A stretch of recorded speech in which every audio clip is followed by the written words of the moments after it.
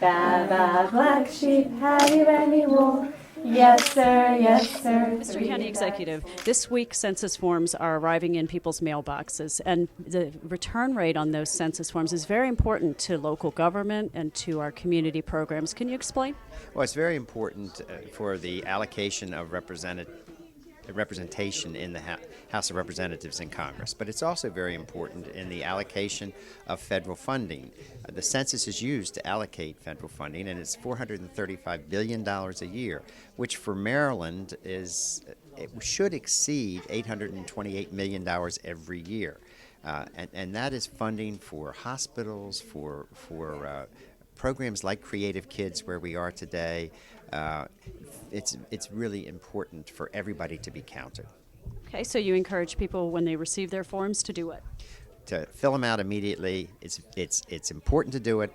It's easy to do it, and it's safe to do it. There's only 10 questions. It won't take 10 minutes to fill that form out and send it back, and yet it will make a tremendous difference to both Baltimore County and the state of Maryland to have everybody counted. Everybody matters, and everybody should be counted, and that's what we're trying to do. We're working with the community to do that. We're working with chambers of commerce, community associations. A lot of volunteers are participating to make sure that we get a complete count. That's what we want for Baltimore County. Okay. Ted Roman from the U.S. Census Bureau, could you share with us exactly why it is that people should feel safe and secure about returning their census form? Sure. The census forms that we send out to the household, we ask people to fill it out in the privacy of their home so that themselves and their families will see the information.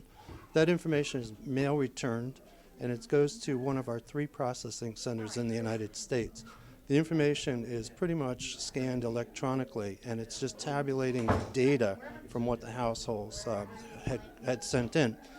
So people that have access to it are sworn to confidentiality, and that's a lifetime commitment. So it's not just for the life of the census, but any information that they're privileged to cannot be shared with anyone, any government agency, or anyone outside of the Census Bureau. For those who, for whatever reason, will need to send an enumerator to their door to ask them the questions, those people, before we hire them and send them to the house, they go through a rigorous training, and part of their application and selection process is to have a security background on them, because we want to make sure that the people coming to your door are safe and that your household is safe by the people we're sending there. So we have clearances. These people cannot share information either. They're subject to fine and imprisonment, and the fine is up to $250,000 if they break that confidentiality. Okay, and if a census worker should arrive and knock at your door, what should people be concerned about, and how do they ensure that that person is in fact a census worker? Census workers will have identifications. They won't be picture IDs, but they will have a census identification form. We've notified all the local law enforcement agencies by sending them a poster with phone numbers that they can call and check the validity of one of our employees, as well as them checking out the identity of the census identification that we give to people. Okay, well, thank you very much. You have a big job ahead of you, and we appreciate what you're doing for the country. Thank you very much, and we look forward to everyone's support.